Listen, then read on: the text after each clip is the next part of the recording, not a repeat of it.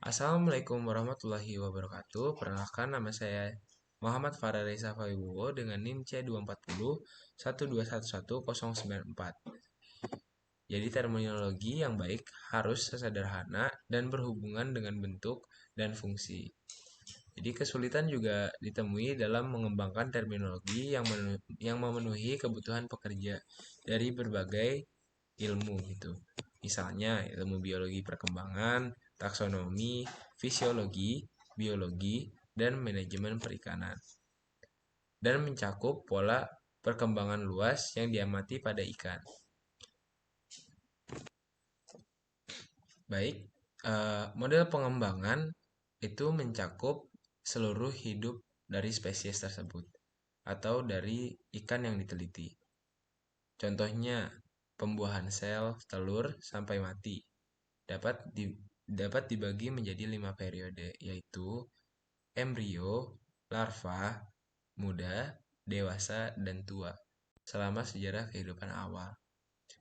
Jadi kecepatan perkembangan dan waktu peristiwa transisi dari satu periode ke periode sejarah lainnya sampai batas tertentu bersifat genetik dan dianggap sebagai sifat khusus spesies.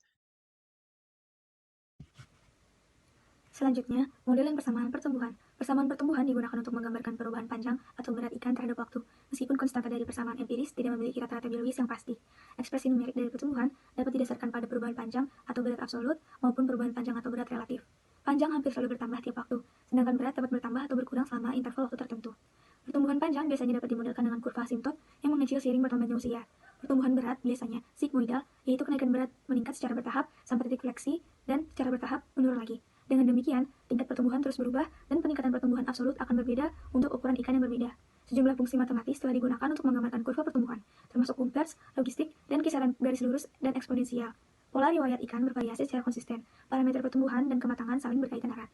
Dengan demikian, dimungkinkan untuk memperkirakan baik usia maupun ukuran reproduksi pertama dari informasi yang dikemas dalam plot lintasan pertumbuhan. Selanjutnya, penentuan usia, perhitungan kembali, dan teknik validitas. Kemampuan untuk menentukan umur ikan merupakan hal penting dalam penelitian perikanan. Data umur sangat penting untuk permodelan pertumbuhan dan studi dinamika populasi. Ada beberapa pendekatan untuk mengetahui umur ikan, termasuk pengamatan langsung, analisis panjang frekuensi, dan analisis berbagai struktur keras. Pengamatan langsung individu merupakan metode mengumpulkan data usia paling akurat. Metode ini berupa pelepasan ikan dengan penanda yang umurnya sudah diketahui ke dalam sistem alam, kemudian ditangkap kembali dalam periode waktu.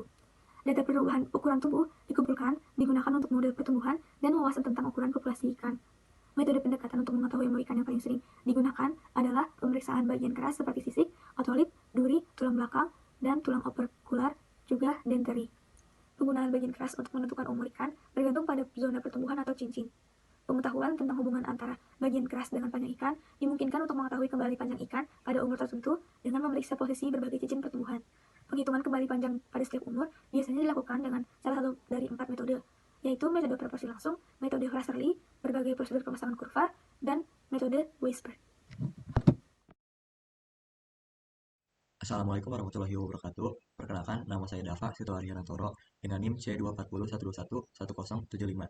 Jadi, perubahan terkait pertumbuhan yang terjadi dari waktu ke waktu, termasuk energi yang disimpan dalam soma dalam bentuk protein dan lipid. Perubahan ukuran simpanan energi dan energi yang diarahkan untuk produksi gamet.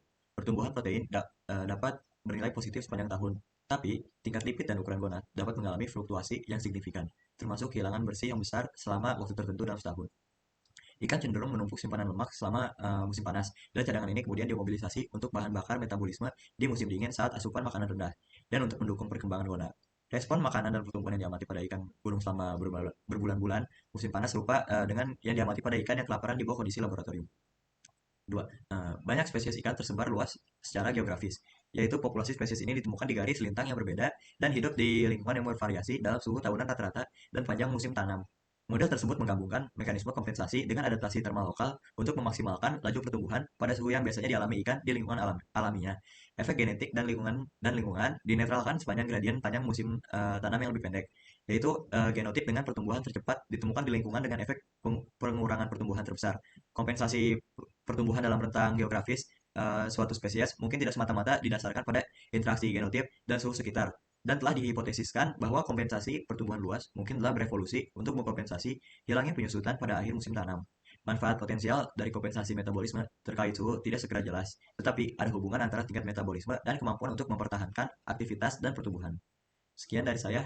Terima kasih dan wassalamualaikum warahmatullahi wabarakatuh.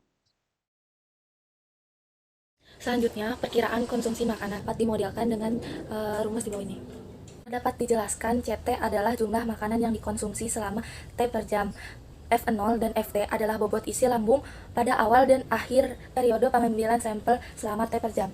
Dan E adalah laju evakuasi lambung seketika, yaitu ketika evakuasi lambung diasumsikan sebagai eksponensial. Konsumsi harian C24 kemudian dihitung sebagai jumlah nilai CT yang diperoleh untuk setiap periode selama 24 jam. Model ini tampaknya dapat diterapkan saat pemberian makan kurang lebih terus-menerus dalam periode pengambilan sampel. Jumlah makanan di lambung pada awal dan akhir periode tidak sama.